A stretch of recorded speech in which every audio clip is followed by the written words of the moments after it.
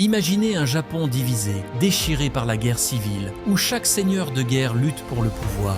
Mais au milieu de ce chaos, un homme se dresse pour unifier le pays et révolutionner l'art de la guerre. Cet homme, c'est Oda Nobunaga. Grâce à ses innovations militaires et son ambition implacable, il devient l'un des premiers à poser les bases de l'unification du Japon. Né en 1534, Nobunaga montre très jeune des talents de stratège et un désir farouche de transformer son pays. Son premier atout, une armée impeccablement structurée.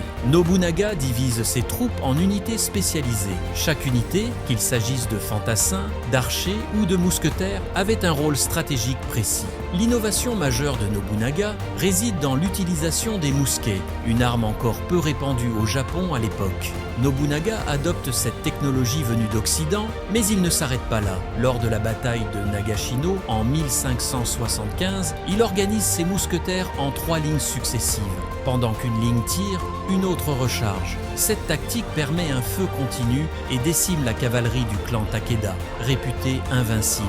Au-delà des innovations en armement, Nobunaga révolutionne aussi la coordination de ses forces. Grâce à l'utilisation de tambours, bannières et signaux de fumée, il s'assure que chaque unité sache exactement quand attaquer ou défendre. Cette communication efficace permet à son armée d'agir avec une précision rarement vue à l'époque. Nobunaga a également construit des forteresses modernes, dont le château d'Azuchi, qui servait non seulement de base militaire, mais aussi de centre logistique et de communication. Ces châteaux étaient édifiés pour permettre une défense efficace et des communications centralisées, avec des tours permettant la transmission de signaux sur de longues distances. L'ambition ultime de Nobunaga était de réunifier le Japon. En conquérant de nombreuses provinces, il devient l'un des premiers grands unificateurs du Japon.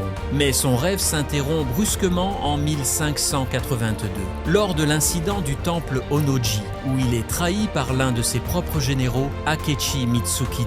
Encerclé, Nobunaga choisit de se suicider plutôt que de se rendre.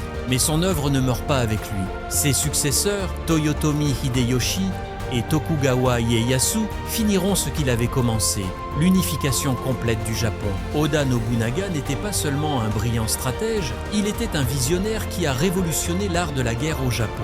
Ses innovations en matière d'armement, de communication et d'organisation ont marqué un tournant décisif dans l'histoire du pays.